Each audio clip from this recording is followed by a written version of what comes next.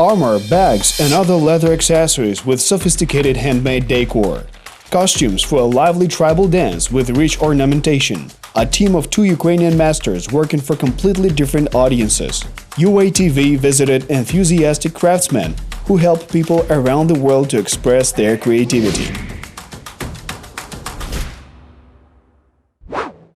Today, the virtual entertainment industry helps a person become someone else for a few hours and forget about everyday life. But long before computers were invented, people from many cultures did something similar at least once a year. The ancient Greek festival of Dionysius, the Roman Saturnalia, and finally medieval carnivals. The stronger class division was, the more people tried to get rid of the usual roles as slaves and lords for some time. They released their emotions in a grotesque way, without any fear of condemnation from authorities of morals such as the church. Researchers consider nationwide festivities like carnivals as abolition of the social norms to restart society and breathe new life into its hierarchy. Secondly, it was another way for their participants to express themselves. In the 20th century, there was nothing left of the old division and need for expression, and a break in the everyday life began to take on other forms. Today, it's possible to appear in your favorite character's garment or to dance like a person of another culture. There are 2 young Kyiv masters who offer things for such impersonation. I create costumes, armors, accessories, and other leather articles with a sophisticated decor. I design and tailor costumes for a tribal-style belly dance. Andrei Borimsky and Olena Kuzel share a common workshop in a country house and go through life together. Each of them occupied a special niche, focusing on individual production. These articles are made for certain specific events and emotions. People want them because these things have a special meaning for them. These items are designed to last for a long time and require a lot of painful efforts. In their final form, they look quite different from the original. Мучительно и не всегда имеют в результате тот вид, который предполагался в самом начале. Who needs designer leather accessories today, and why are costumes so important in tribal dance? What techniques did young masters learn to make really interesting things? Watch further in this program the story of a Ukrainian couple in which everyone cannot live without life work. In the post-war years, the United States of America went through an economic boom and a heated conflict among generations. Most young people did not want to live like their conservative parents and strive for freedom and self-expression, even sacrificing their former life. The hippie subculture was only taking shape when in the mid-1950s J.R. Tolkien published his fantasy epic novel The Lord of the Rings. Only a decade later, when this book appeared in cheap cover, the young audience saw in it their own desire to fight for a just social system, and Tolkien as a like-minded person, although he himself did not say anything like that. Soon the idea to create fantastic costumes and get together to play out the book's characters came into somebody's mind. This reminded one of old carnivals, and this is how the modern role-playing movement originated. Andrei Borimsky has been a regular participant of this movement. It was at the start of the year 2000, and there were a certain number of similar clubs in Kyiv. Those who were involved in this hobby created this image either on their own or with the help of others who were more experienced. I was drawn by the hype and got involved in leather art and made a costume for myself. Being a senior schoolboy, Andrei did not have money to order costumes from a professional master. While his peers played computer games, Andrei mastered the art of tailoring. My mother helped me with costumes. I began to master such specific sewing material as leather. As we know, knight's belts and belt outfit carriers were made of leather in the olden days. And then making these items for myself, I gradually became fond of the art of tailoring leather. Later, Andrei got a job in a studio for tailoring leather goods, and at the same time, he studied to become a programmer. After seeing dancer Rachel Bryce's show on TV, young Olena decided to do the same. This image really touched me with its uniqueness. I very much liked this mix of movements and music, and I was actively engaged in this sphere. My mother tailored my first costumes for my performances because at the time I had absolutely no idea about the craft of tailoring and did not have such skills. And this is not surprising, given the complexity of the tribal fusion dance style. In other words, it is a mix of an oriental belly dance with ethnic and even fantasy motifs.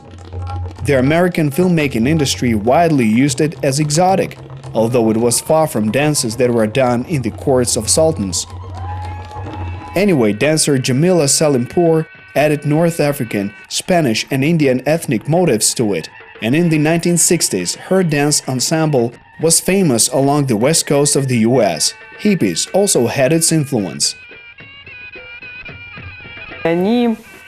They presented it as a traveling caravan that raised money in America to return to their native lands. They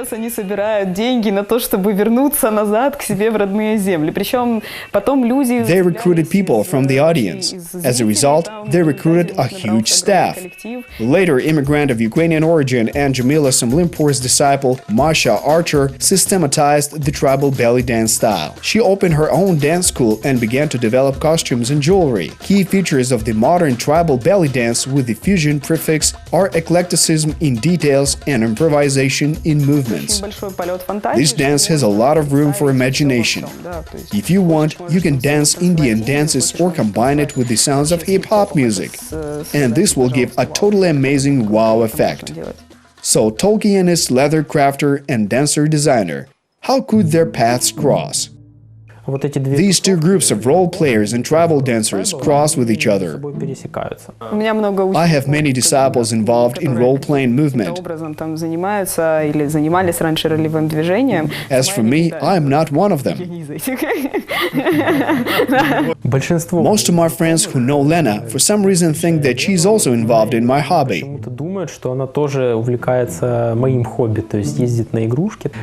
So she came up with this phrase, "I'm not one of them." Once Andrei made a leather belt for Olena's boyfriend. That couple eventually fell apart, but a new one appeared. And today young Ukrainian masters, especially for UATV, share the secrets of their craft. How it is done. Chrome-tanned leather is widely used in the leather industry. It is important to make outwear and footwear of hydrophobic material. Andrei requires the opposite. He works with vegetable leather. It absorbs water very well, and this is the main characteristic for embossing leather. This process is done on wet leather because wetted leather becomes more elastic, and this allows for making its decor. Andrei draws inspiration everywhere, from patterns during archaeological finds to a cowboy Sheridan style. Often he invents himself. The master prepares sketches to fix a general idea and then creates its construction design. This is particularly important when it comes to voluminous things like the breastplate. The pattern is finalized on the object you are working with, because paper is flat and the picture may look as if it is in one format.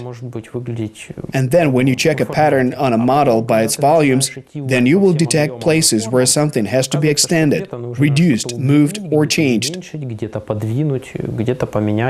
Improvisation is also a common thing for Olena in tailoring tribal costumes. It seemed that the basic things are simple: skirts or pants and bodice with ornaments. But variations are endless, especially when it comes to selecting the right fabrics. Fabric must be beautiful. The important thing is that I should like what I'm working with.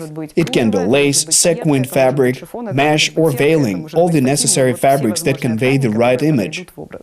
Only some basic seams can be made on a sewing machine. The rest of the work is handmade. The process of fitting up shows whether the combination is successful or not. Sometimes I plan one thing and see that it doesn't work, and I watch. Sometimes I do not understand how it should be done. Sometimes I just fix it on a tailor's dummy and then find the necessary design. Olena also uses a dummy to select decorative elements like lace. She often changes her mind in her work process. Andrei also has space for artistic maneuvers with his leather pieces. The first changes occur when transferring a drawing from tracing paper to a volume object. The master draws the lines with a metal stylus, making corrections in the process. After that, he can apply a pattern using two special techniques, namely embossing and carving. For example, if we have a picture of a flower, we should stamp around its contour to make the background seem to go under it. But there is also a carving technique that allows cutting off this background. In my case, I applied two techniques on the breast part. I first embossed it, and after drying the leather, I used a special cutting tool to cut off this background. Sometimes the hand trembles and the instrument kicks off, but there is no need to redo everything. Perhaps handicraft is manifested in the ability to overcome one's shortcomings or correct them. The end product with patterns needs to be painted and a special paste or varnish should be applied. The main thing is that it should no longer absorb water. To finish the costume, Olena should check it in her dance.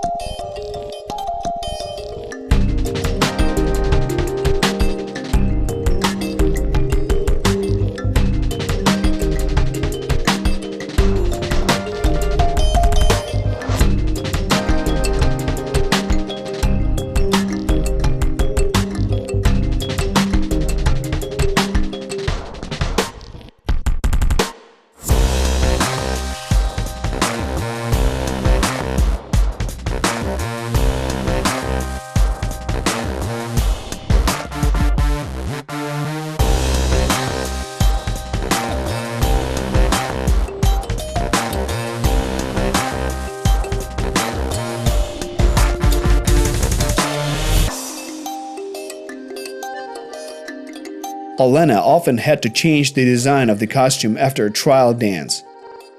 All applique patterns and threads can be easily removed, but there are some details that are glued.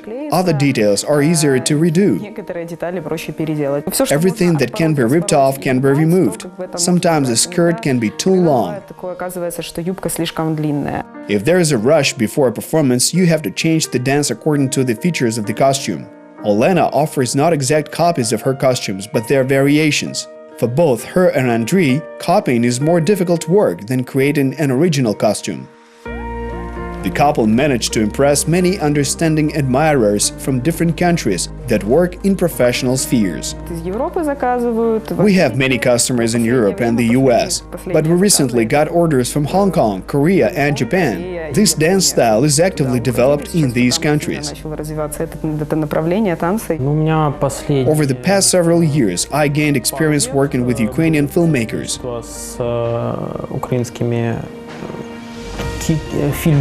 For example, the latest project they're working on is the Hard Berkut, where people can see some of my works. Ukrainians Andriy Burimsky and Olena Kuzel help create bright and unique images of modern culture. From armors for historical drama to rich stage costumes for a very enticing tribal festival.